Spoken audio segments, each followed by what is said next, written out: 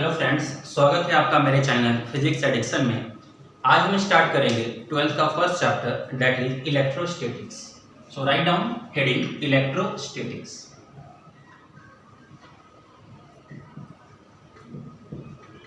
Okay, ये पहला chapter है। अब देखते हैं इलेक्ट्रोस्टैटिक्स का मतलब होता क्या है। इलेक्ट्रोस्टैटिक जो है इसका मतलब क्या है, तो आप ध्यान से देखिएगा तो आपको मालूम चलेगा electrostatics is made up of two words. कौन कौन से वर्ड है? एक तो है electro and plus statics. Electro और स्टैटिक्स दोनों मिलकर क्या बना रहे हैं? इलेक्ट्रोस्टैटिक्स बना रहे हैं। तो इलेक्ट्रो का मतलब होता है चार्ज। इलेक्ट्रो मींस होता है चार्ज एंड स्टैटिक्स मींस होता है एट रेस्ट। ठीक है, electro means charge, statics means rest. तो इलेक्ट्रोस्टैटिक्स को हम क्या डिफाइन कर सकते हैं? Study of charge at rest is called as electrostatics. So write down its definition. Study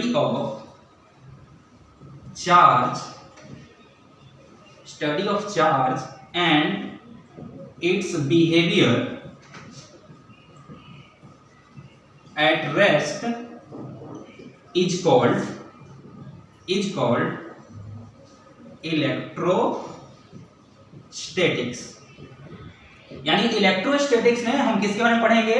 उन चार्ज के बारे में पढ़ेंगे जो कि रेस्ट पे हैं। अपने को मूविंग चार्ज के बारे में स्टडी नहीं करना है। मूविंग चार्ज के बारे में हम करंट इलेक्ट्रिसिटी में, इलेक्ट्रोडायनामिक्स में स्टडी करते हैं। जहां तक इलेक्ट्रोस्टैटिक्स की बारे में बात हुई तो अपने को क्या पढ़ना है? सिर्फ और सिर्फ उन चार्ज के बारे में पढ़ना है जो चार्ज कहां है? रेस्ट पे हैं। जैसे कोई भी अगर चार्ज रुका हुआ है तो उसके कारण उसके आसपास क्या क्या चेंज हो सकते हैं, किसी चार्ज के कारण उसके आसपास क्या क्या चीज डेवलप होगा, उन सभी चीजों के बारे में हम पढ़ेंगे। जैसे एक चार्ज कहीं पे रखा हुआ है तो उसके आसपास क्या होता है? उसका अपना इलेक्ट्रिक फील्ड होता है। वहां हम दूसरे चार्ज को लेकर के आते हैं तो फोर्स एक्सपीरियंस करता है, कितना फोर्स एक्सपीरियंस करेगा या फिर उसके आसपास कितना पोटेंशियल डेवलप होगा। इन सभी चीजों का हम जब स्टडी करेंगे तो उस पार्ट ऑफ फिजिक्स को क्या बोलते हैं? Electrostatics. Means electrostatic is that branch of physics in which we study about charge at rest. Okay, तो अब दोस्तों देखो क्या यहां पे डेफिनेशन में ही टर्म आ रहा है क्या? चार्ज। तो पहले समझते हैं कि चार्ज क्या होता है। व्हाट इज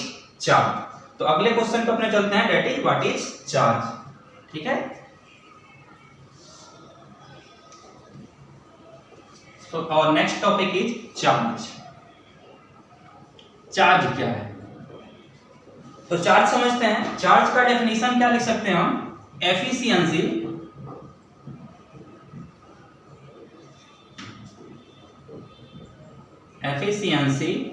और deficiency of electron is called charge. Charge क्या होता है? किसी बॉडी को हम कब बोलेंगे वो चार्ज है? जब कभी भी किसी बॉडी पे चार्ज की कमी हो या चार्ज एक्सेस अमाउंट में प्रेजेंट हो तो हम क्या बोलते हैं? जब कभी भी किसी बॉडी पे इलेक्ट्रॉन की कमी हो या इलेक्ट्रॉन एक्सेस अमाउंट में प्रेजेंट हो तो हम क्या बोलते हैं कि वो बॉडी जो है तो क्या है? चार्ज बॉडी है। ठीक है, तो चार्ज का डेफिनेशन क्या हो गया? इफिशियंसी और deficiency of electron on a body is called charge. Clear है ये? अब इसको समझते हैं एग्जांपल से। सपोज कीजिए कि अपने पास तीन ऑब्जेक्ट है। This is A, this is B and this is C. ये तीन ऑब्जेक्ट हैं। जो पहला ऑब्जेक्ट है इसके पास मान लीजिए कि 5 इलेक्ट्रॉन है और 3 प्रोटॉन है। कितने इलेक्ट्रॉन है? 5 इलेक्ट्रॉन है और 3 प्रोटॉन है। जो दूसरा ऑब्जेक्ट है इसके पास मान लीजिए कि 3 इलेक्ट्रॉन है और 5 प्रोटॉन है। और जो तीसरा ऑब्जेक्ट है इसके पास 3 इलेक्ट्रॉन है और 3 प्रोटॉन है। ठीक है, अपने पास इस तरह के ऑब्जेक्ट हो गया, object A, object B, object C. Object A के पास 5 इलेक्ट्रॉन है, 3 प्रोटॉन है, बी के पास 3 इलेक्ट्रॉन है और 5 प्रोटॉन है और सी के पास 3 इलेक्ट्रॉन है और 3 प्रोटॉन है। तो यहां पे देखिए अपने को मालूम है from our basic knowledge we know that proton और इलेक्ट्रॉन पे जो चार्ज होते हैं वो इक्वल इन मैग्नीट्यूड होते हैं एंड ऑपोजिट इन नेचर होते हैं। तो यहाँ पे जो 3 प्रोटॉन का चार्ज है वो 3 इलेक्ट्रॉन मिलकर क्या कर देगा, कैंसिल कर देगा। उसके बावजूद भी बॉडी के पास 2 इलेक्ट्रॉन एक्सेस है, 2 इलेक्ट्रॉन का इफिशियंसी है, 2 इलेक्ट्रॉन ज्यादा अमाउंट में प्रेजेंट है। तो इस 2 एक्सेस इलेक्ट्रॉन के कारण इस बॉडी पे जो चार्ज होगा, जो भी चार्ज होगा वो कैसे चार्ज होगा, वो नेगेटिव चार्ज होगा। और हम क्या बोले हैं कि दिस बॉडी इज चार्ज। तो ये बॉडी चार्ज क्यों है, क्योंकि इसके पास एक्स्ट्रा इलेक्ट्रॉन है।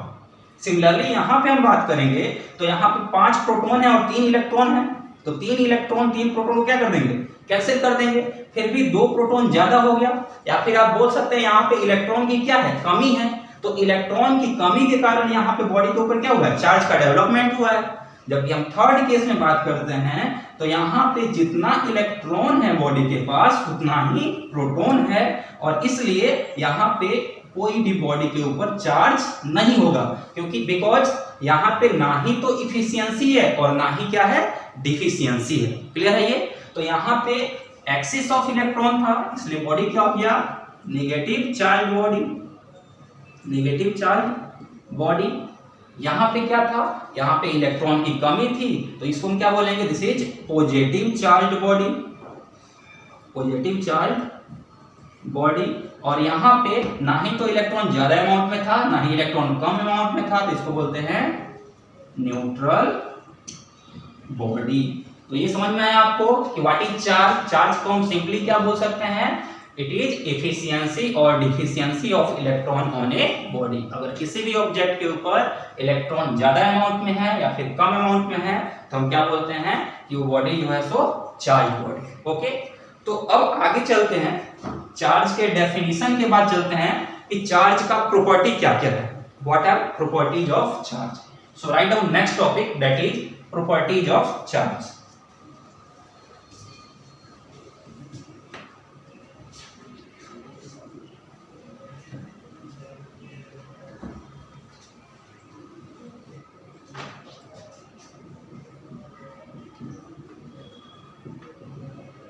प्रॉपर्टीज ऑफ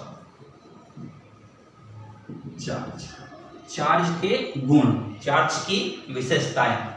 तो चार्ज के बारे में बात करते हैं, कौन कौन से प्रॉपर्टी हैं। सबसे पहला बेसिक प्रॉपर्टी की बात कर रहे हैं, तो सबसे पहला प्रॉपर्टी क्या बोल सकते हैं, चार्ज जो है वो कितने तरह का होता है, 2 तरह का होता है। एक होता है पॉजिटिव चार्ज और दूसरा क्या होता है, नेगेटिव चार्ज। तो वो लिख लीजिए, there are 2 types of charge, 2 तरह के चार्ज होते हैं। कौन कौन से होते हैं, एक होता है positive charge, positive charge, positive charge. Second क्या होता है, negative charge.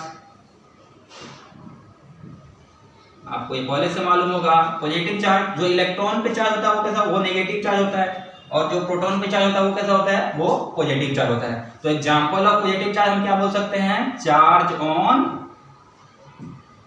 Proton. And example of negative charge क्या होगा, charge on electron. Okay, so this is our first property. Second property पे चलते हैं। सेकेंड प्रॉपर्टी इज, इसको नोट कर लीजिए,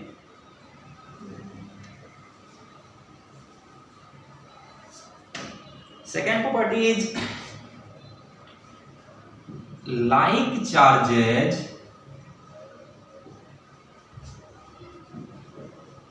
repel each other।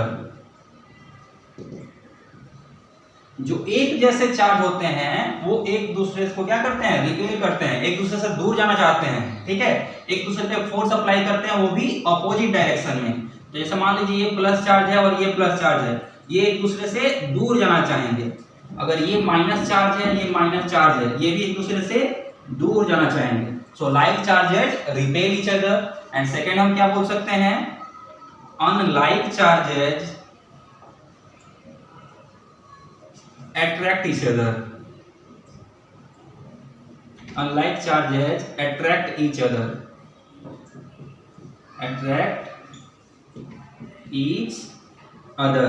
यानी अगर एक प्लस चार्ज है और एक माइनस चार्ज है तो ये दोनों पास आएंगे, यहाँ पे दोनों दूर जाएंगे, यहाँ पे भी दोनों दूर जाएंगे, और ये क्या करेंगे, पास आएंगे।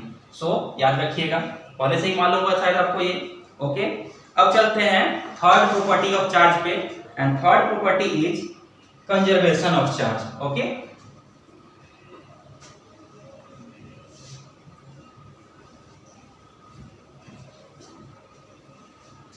Third property is conservation of charge.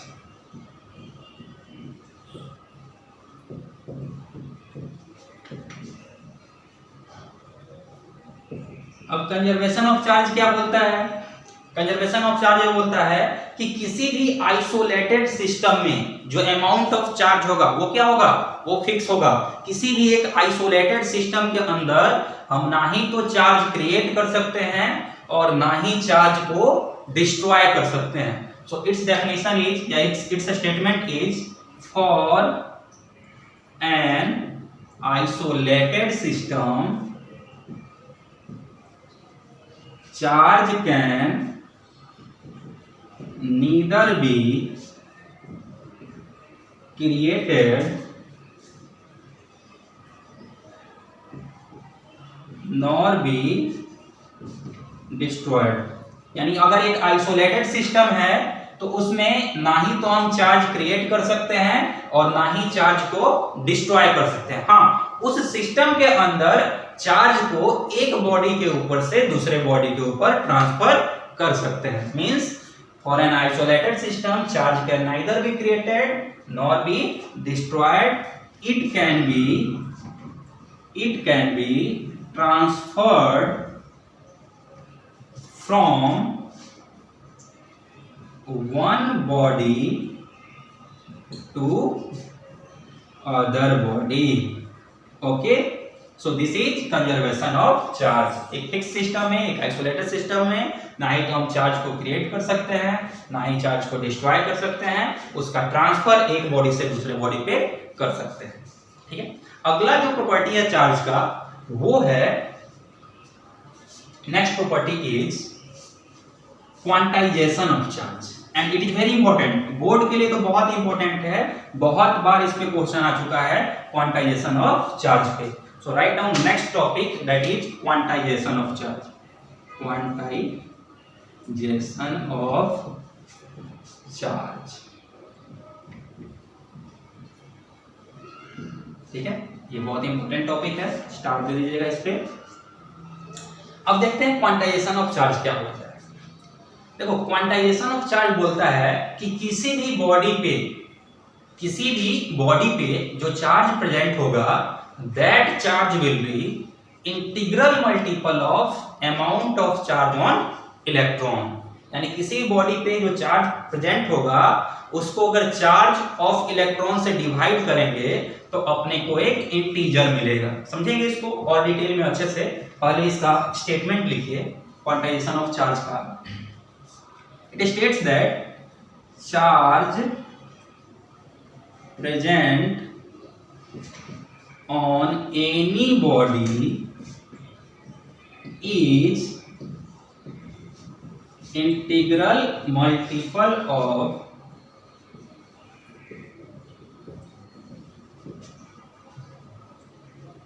charge on electron. यानी किसी बॉडी के ऊपर जो चार्ज प्रेजेंट होगा, that charge will be integral multiple of charge on electron. इसको ऐसे लिख सकते हैं Q equals to plus minus n into E, where Q equals to total charge on body, n equals to integer and small e equals to charge on electron, और इसका value कितना होता है 1.6 इंटू 10⁻⁻19 कूलम। क्लियर है ये? तो ये सारी बातें क्लियर हो गई। Quantization of charge states that charge present on any body is integral multiple of charge on electron. अब आओ बच्चों, इसको थोड़ा समझते हैं अच्छे से। एक छोटा सा एग्जांपल से मैं आपको ये बात समझाने की कोशिश करता हूँ। जैसे कि अगर हम बात करें किसी के पास भी, मेरे पास, आपके पास, या फिर हमारे आसपास जितने भी लोग हैं उनके पास, अगर हम बात करेंगे उनके पास कितना पैसा होगा, तो जो भी उनके पास मनी होगा उनके पॉकेट में, that will be integral multiple of 1 रुपी। समझ में आ रहा है क्या आपको? ये फिर से समझिए, किसी के पास भी अगर हम बात करेंगे इंडिया में, तो उसके पास 1 रुपया हो सकता है, उसके पास 500 रुपया हो सकता है, उसके पास 1 लाख हो सकता है, और बहुत ज्यादा भी हो सकता है। लेकिन इंडिया में किसी के पास अभी 1 रुपया 50 पैसा नहीं हो सकता है। इंडिया में किसी के पास भी 1 रुपया 25 पैसा नहीं हो सकता है। इसका मतलब क्या हुआ? क्यों? क्योंकि इंडिया में जो least amount of currency available है, लीस्ट अमाउंट, सबसे छोटा जो यूनिट है पैसे का, वो क्या है? वो 1 रुपीज है। तो 1 रुपीज सबसे छोटा यूनिट है पैसे का इंडिया में। इसका मतलब क्या हुआ? किसी के पास 1 रुपया हो सकता है, 2 रुपया हो सकता है, 10 रुपया हो सकता है, लेकिन 10 रुपया 50 पैसा नहीं हो सकता है। क्यों? अगर इंडिया में सबसे छोटा यूनिट ऑफ पैसा क्या होता? 50 पैसा होता। मान लो 50 पैसा का अभी सिक्का चलते रहता, तो हमारे पास 1.5 रुपया हो सकता था, 2.5 रुपया भी हो सकता था, 4.5 रुपया भी हो सकता था। लेकिन अब 50 पैसा नहीं चल रहा है। इसके कारण क्या होगा? इसका मतलब क्या हुआ कि यहाँ पे सबके पास 1 रुपया का ही मल्टीपल होगा। तो यहाँ पे जो सबसे छोटा क्वांटिटी था 1 रुपीज था। अगर 50 पैसे चलता रहता तो 1.5 रुपया एग्जिस्ट कर सकता था, तब सबसे छोटा क्वांटिटी क्या होता? 50 पैसा होता। ऐसे ही चार्ज के बारे में हम बोल सकते हैं। चार्ज का जो सबसे छोटा पैकेट है, यानी किसी भी बॉडी पे जो सबसे छोटा अमाउंट ऑफ चार्ज प्रेजेंट होता है, वो किस पे प्रेजेंट होता है? वो इलेक्ट्रॉन पे प्रेजेंट होता है। समझ में आ रहा है ना? यानी किसी भी बॉडी के पास 1 इलेक्ट्रॉन एक्स्ट्रा हो सकता है, 10 इलेक्ट्रॉन एक्स्ट्रा हो सकता है, 50 इलेक्ट्रॉन एक्स्ट्रा हो सकता है, 5 लाख इलेक्ट्रॉन एक्स्ट्रा हो सकता है, या फिर हो सकता है 5 लाख इलेक्ट्रॉन की कमी हो उसके पास। ठीक है, किसी बॉडी पे 10.5 इलेक्ट्रॉन ज्यादा हो सकता है क्या? नहीं हो सकता है। इसके कारण हम क्या बोलते हैं कि जो भी चार्ज किसी भी बॉडी में प्रेजेंट होगा, that will be divisible by charge on electron. और डिवीजन कैसा होगा? रिजल्ट कैसा आएगा डिवीजन का? वो एक इंटीजर आएगा। क्लियर है? हमको लगता है आपको ये समझ में आ गया होगा। Okay, so note it down. तो इसका मतलब क्या हो गया कि किसी बॉडी के पास 1 इलेक्ट्रॉन एक्स्ट्रा हो सकता है, किसी बॉडी के पास 20 इलेक्ट्रॉन एक्स्ट्रा हो सकता है, किसी बॉडी के पास 700 इलेक्ट्रॉन एक्स्ट्रा हो सकता है या कम हो सकता है, बट किसी बॉडी के पास 1.5 इलेक्ट्रॉन एक्स्ट्रा नहीं हो सकता है, किसी के पास 7.9 इलेक्ट्रॉन एक्स्ट्रा नहीं हो सकता है। So these charges are not possible. 1.5 into e, ये क्या है? पॉसिबल नहीं। अब इस पे एक न्यूमेरिकल करते हैं, उस न्यूमेरिकल से बहुत अच्छे से अपने को समझ में आ जाएगा quantization of charge. Okay, so write down the question. Question is which of the following charge is not possible? Which of the following charge is not possible? मतलब इनमें से कौन सा चार्ज पॉसिबल नहीं है? पहला है 1.6 इंटू 10⁻⁻19 कूलम, दूसरा है 3.2 इंटू 10⁻18 कूलम, तीसरा है 3.2 इंटू 10⁻20 कूलम, और चौथा है 4.8 इंटू 10⁻19 कूलम। ओके, तो अपने पास 4 ऑप्शन दिए हुए हैं। 4 ऑप्शन क्या क्या है? 1.6 into 10⁻19 coulomb, 3.2 into 10⁻18 coulomb, 3.2 into 10⁻20 coulomb and 4.8 into 10⁻19 coulomb. इन चारों में से कौन सा चार्ज किसी भी बॉडी पे पॉसिबल नहीं होगा? ठीक है, किसी भी बॉडी के पास इन चारों में से कौन सा चार्ज नहीं हो सकता है, अपने को ये बताना है। ठीक है, अब देखिए इसको सोल्व करते हैं। क्वांटाइजेशन ऑफ चार्ज क्या बोलता है? Q should be equal to plus minus n into e. इस वाले फॉर्मूला का हम यूज करेंगे और सोल्व करेंगे। तो अगर फर्स्ट वाला सोल्व करते हैं तो फर्स्ट वाले में Q का वैल्यू कितना है? 1.6 into 10⁻19 should be equal to plus minus n, और E का वैल्यू कितना होता है? 1.6 इंटू 10⁻19। तो ये दोनों क्या हो गए?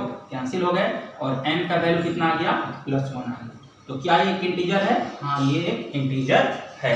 तो इतना अमाउंट ऑफ चार्ज एक बॉडी पे हो सकता है। ठीक है, सेकंड ऑप्शन पे आते हैं। सेकंड में फिर से यही फॉर्मूला हम यूज करेंगे। तो वहां पे Q का वैल्यू सेकंड के लिए कितना है? 3.2 into 10⁻18 should be equal to plus minus n into e का वैल्यू कितना है 1.6 इंटू 10 रेज टू माइनस 19। अब 16 टू जा 32, ये हो गया 10 रेज टू 19 माइनस में है इधर और 10 रेज टू 18 माइनस में है इधर। तो अगर इसको हम कैंसिल कर दें, इसको हम कैंसिल कर दें तो यहाँ पे कितना बचेगा 10 रेज टू माइनस 1। अब 10 रेज टू माइनस 1 यहाँ पे लेकर के आए तो यहाँ पे फिर से अपने को n का वैल्यू कितना हो गया प्लस 20। क्या ये एक इंटीजर है? हाँ ये एक इंटीजर है। तो इसका मतलब क्या हुआ, ये वाला चार्ज भी एक बॉडी पे पॉसिबल है। ठीक है, तो ऑप्शन 1 जो है ये चार्ज एक बॉडी पे पॉसिबल है, ये चार्ज भी एक बॉडी पे पॉसिबल है। अब आते हैं थर्ड ऑप्शन पे। ठीक है, थर्ड ऑप्शन क्या बोल रहा है कि Q का वैल्यू है 3.2 इंटू 10 रेज टू माइनस 20। आइए चेक करते हैं। 3.2 into 10 raise to minus 20 should be equal to plus minus n into e का value 1.6 10 raise to minus 19। 16 two जा 32, ये 19 इधर लेकर के आएंगे तो ऊपर क्या है 2 into 10 raise to minus 20 by 10 raise to minus 90 should be equal to plus minus n। ठीक है, यहाँ पे कैंसिल होगा और कैंसिल होने के बाद क्या बचेगा 2 into 10 raise to minus 1 should be equal to plus minus n। और इसको हम क्या बोल सकते हैं 0.2 should be equal to plus minus n। यानी यहाँ पे जो n का वैल्यू आ रहा है दैट इज 0.2 और n का वैल्यू 0.2 जो आ रहा है this is not an integer. क्या है ये? इंटीजर नहीं है। और अगर ये इंटीजर नहीं है इसका मतलब क्या हुआ कि किसी बॉडी पे इस अमाउंट का चार्ज पॉसिबल नहीं है। मींस ये वाला चार्ज एक बॉडी पे पॉसिबल नहीं हो सकता है। लास्ट वाले ऑप्शन की बात करेंगे 4.8 इंटू 10 रेज टू माइनस 90 तो ये किसके इक्वल है? This is equal to 3e, 3 times of charge on electron और 3 क्या होता है? इंटीजर होता है। ठीक है, तो ये वाला चार्ज भी पॉसिबल है। तो अपने पास जो 4 ऑप्शन मिले थे उनमें से ऑप्शन ए, बी और डी इतना अमाउंट ऑफ चार्ज एक बॉडी पे पॉसिबल है, जबकि ऑप्शन सी वाला चार्ज किसी बॉडी पे पॉसिबल नहीं है। और अपना ऑप्शन अपने को कौन सेलेक्ट करना था? वो ऑप्शन सेलेक्ट करना था जो कि पॉसिबल नहीं। सो फ्रेंड्स, आई होप आपको क्वांटाइजेशन ऑफ चार्ज समझ में आ गया होगा। अब चलते हैं कुछ और बेसिक प्रॉपर्टीज है चार्ज की, उसके बारे में बात कर लेते हैं। एक और पॉइंट लिखिएगा, चार्ज एट रेस्ट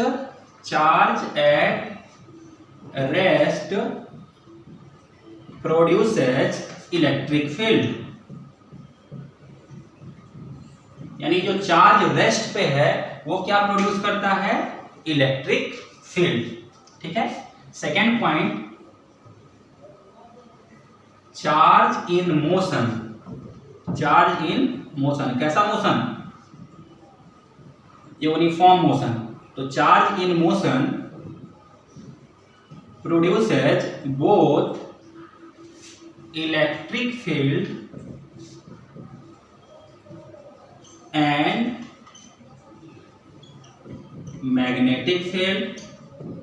ठीक है, एंड अगला point, accelerated charge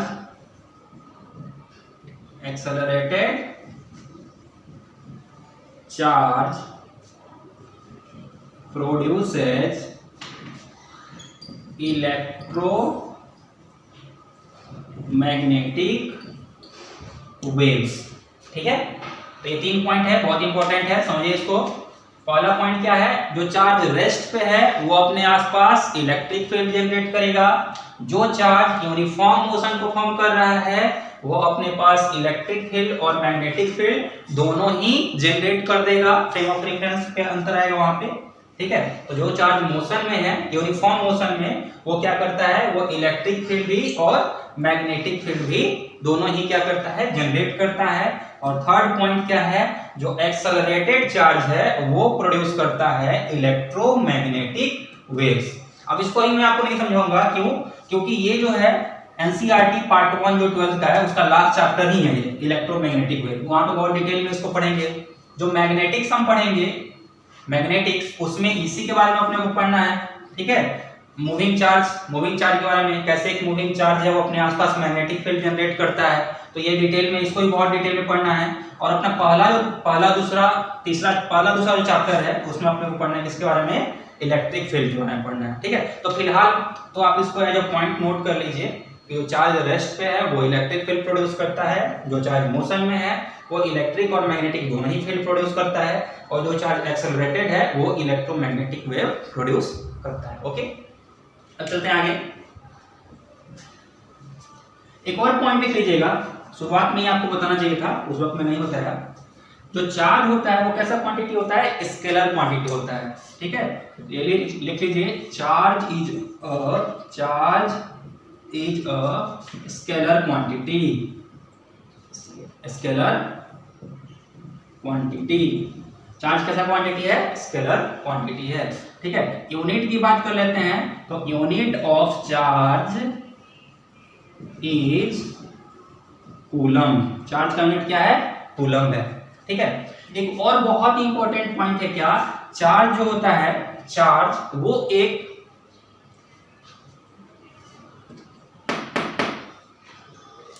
fundamental quantity नहीं होता है। ठीक है, जैसे करंट क्या है? करंट फंडामेंटल क्वांटिटी होता है, चार्ज फंडामेंटल क्वांटिटी नहीं होता है। तो ये भी लिख लीजिए, charge is not a fundamental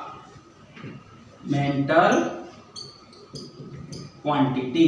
charge एक फंडामेंटल क्वांटिटी नहीं होता है। ठीक है, चार्ज के डायमेंशन की बात करेंगे, तो डायमेंशन ऑफ चार्ज कैसे फाइंड करेंगे? इसके लिए करंट के डेफिनेशन पे आपको चलना पड़ेगा।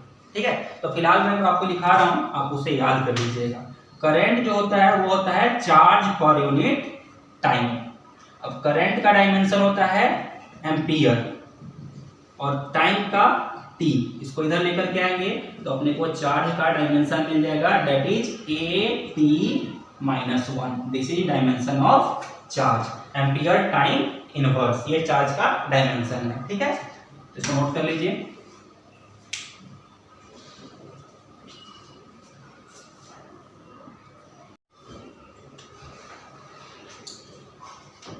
अब जो अपना अगला पॉइंट है वो है methods of charging. So write down next topic, that is methods of charging.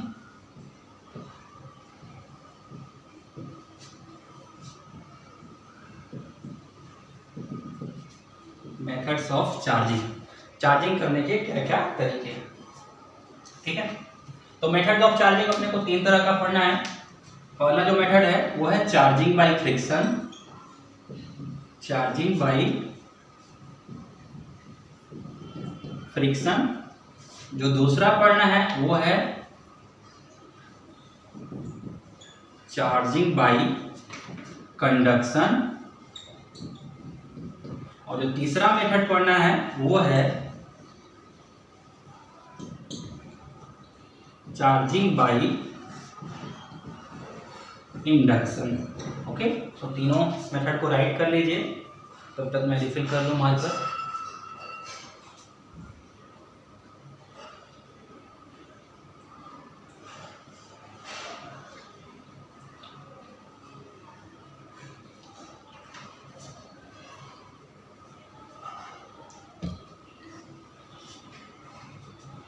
अब एक एक करके हम तीनों को डिस्कस करेंगे।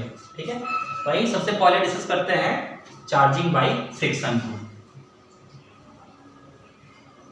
अब चार्जिंग बाय फ्रिक्शन, बचपन का एक याद आप लोगों को याद होगा, बचपन की बातें याद होंगी। स्कूल टाइम में क्या होता था कि पेज को बहुत छोटे छोटे पार्ट में हम ब्रेक कर देते थे, और उसके बाद पेन को क्या करते थे, ऐसे बाल में ऐसे रब करते थे, और जब पेज को वहां पे ले जाते थे, पेन के पास ले जाते थे, वो क्या होता था, पेन से चिपक जाता था। ऐसा होता था ना, that is also because of charging. ठीक है, यहाँ पे क्या हुआ है, पेन जो है, पेन का जो भी पार्ट है वो क्या हो गया है, वो चार्ज हो गया है, वो कुछ ना कुछ चार्ज डेवलप कर लिया है, और उसके कारण क्या कर रहा है, उस पेज के छोटे छोटे पार्ट्स को अपने तरफ खींच रहा है। ठीक है, तो इस तरह के प्रोसेस ऑफ चार्जिंग को क्या बोलते हैं, चार्जिंग बाय फ्रिक्शन। ठीक है, तो इसमें लिखिए चार्जिंग बाय फ्रिक्शन में इसका एक और बहुत कॉमन एग्जांपल है कि जब कभी भी आप एक ग्लास के रॉड को, दिस इज ग्लास रॉड, और ये क्या है, ये एक सिल्क क्लॉथ, जब कभी आप एक ग्लास के रॉड को सिल्क के क्लॉथ से, सिल्क के कपड़े से क्या करते हैं, रब करते हैं, तो यहाँ पे जो ग्लास रॉड है वो पॉजिटिव चार्ज हो जाता है, और सिल्क का जो कपड़ा है वो क्या होता है, ये नेगेटिव चार्ज होता है। ऐसा क्यों होता है, क्योंकि जब भी हम रॉड को रब करेंगे ना कपड़े से, तो उसमें क्या होगा, रॉड से कपड़े में इलेक्ट्रॉन का ट्रांसफर हो जाता है। अब इसके पास पहले क्या था, पहले न्यूट्रल था। न्यूट्रल क्यों था, क्योंकि जितना इसके पास इलेक्ट्रॉन था उतना प्रोटॉन था। अब हमने इसको कपड़े से ऐसे रब कर दिया, साफ कर दिया, तो क्या हुआ, यहां से कुछ इलेक्ट्रॉन उस कपड़े के पास ट्रांसफर हो गया है। अब यहां से इलेक्ट्रॉन का ट्रांसफर उस कपड़े पे हुआ है, इसका मतलब क्या हुआ, यहां पे अब इलेक्ट्रॉन की कमी हो गई, इलेक्ट्रॉन की डिफिशियंसी हो गई, और इस कारण यहाँ पे पॉजिटिव चार्ज डेवलप हो गया। जबकि यहाँ पे इलेक्ट्रॉन की इफिशियंसी हो गई है, यहाँ पे इलेक्ट्रॉन ज्यादा अमाउंट में प्रेजेंट हो गया है, इस कारण यहाँ पे क्या हुआ है, नेगेटिव चार्ज डेवलप हो गया है। ठीक है, अब यहाँ पे जो चार्ज डेवलप हुआ है रॉड पे या फिर क्लॉथ पे, that is due to friction, rub करने के कारण डेवलप हुआ है, ड्यू टू फ्रिक्शन डेवलप हुआ है। इसलिए इस प्रोसेस ऑफ चार्जिंग को क्या बोलते हैं, चार्जिंग बाय फ्रिक्शन। समझ में आया ये, ओके, ठीक है, आगे चलते हैं, सेकंड प्रोसेस ऑफ चार्जिंग चलते हैं, that is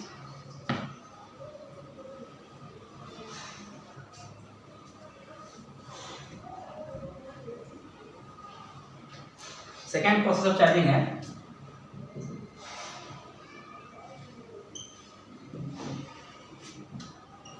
charging by friction, हो गया चार्जिंग बाय कंडक्शन। अब देखते हैं चार्जिंग बाय कंडक्शन क्या होता है। देख लीजिए, मान लीजिए अपने पास ये दो स्फीयर्स हैं ए एंड बी, और ए के पास बहुत ही ज्यादा नेगेटिव चार्ज प्रेजेंट है, पहले से ए के पास बहुत सारे नेगेटिव चार्जेस प्रेजेंट है, जबकि बी के पास कोई भी चार्ज प्रेजेंट नहीं।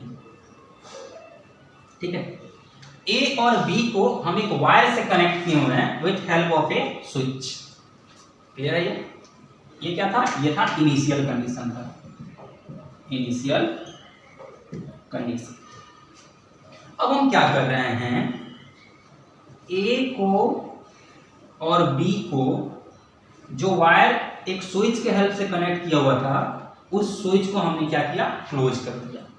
तो जैसे ही हम स्विच को क्लोज करेंगे, इन दोनों के बीच में एक्चुअल कांटेक्ट आ जाएगा, और इसके पास जो भी एक्सेस चार्ज था, बहुत सारा इसके पास चार्ज था, उसमें से कुछ चार्ज का ट्रांसफर स्फीयर ए से स्फीयर बी के पास हो जाएगा। ठीक है, स्फीयर ए से स्फीयर बी के पास कुछ चार्ज का ट्रांसफर हो जाएगा, इलेक्ट्रॉन इस वायर से पास करेगा। ठीक है, तो पहले ए क्या था, अनचार्ज था, बाद में बी, पहले बी क्या था, अनचार्ज था, बाद में बी क्या हो गया है, चार्ज हो गया है। तो इस तरह के चार्जिंग के प्रोसेस को क्या बोलते हैं, चार्जिंग बाय कंडक्शन। ये क्या था, this is final condition, final condition, this process of charging in which there is direct contact between a charged and an uncharged body। ठीक है, दो डिफरेंट बॉडी के बीच में जब डायरेक्ट कांटेक्ट लाते हैं हम, and due to that direct contact अगर चार्ज का ट्रांसफर होता है, तो इस तरह के प्रोसेस ऑफ चार्जिंग को क्या बोलते हैं, चार्जिंग बाय कंडक्शन। ठीक है ना। अब यहाँ पे ये बहुत इंपॉर्टेंट क्वेश्चन होता है कि कब तक चार्ज का ट्रांसफर होगा। ठीक है, क्या इन दोनों के बीच में जो चार्ज होगा वो इक्वली डिस्ट्रीब्यूट हो जाएगा। तो इसका आंसर हम लोग आगे के चैप्टर में देंगे, कैपेसिटेंस जब पढ़ाएंगे आपको, जब आपको पोटेंशियल पढ़ाएंगे उस टाइम आपको मालूम चलेगा। फिलहाल बस इतना ध्यान रखिए क्या, कि जब तक दोनों का पोटेंशियल इक्वल नहीं होगा तब तक चार्ज का ट्रांसफर होगा। ठीक है, so this was charging by conduction. अब आते हैं थर्ड टॉपिक पे, that is charging by induction.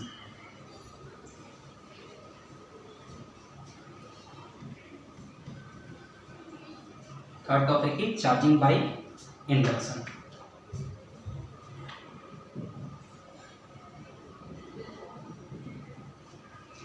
अब चार्जिंग बाय इंडक्शन क्या होता है ये समझते हैं।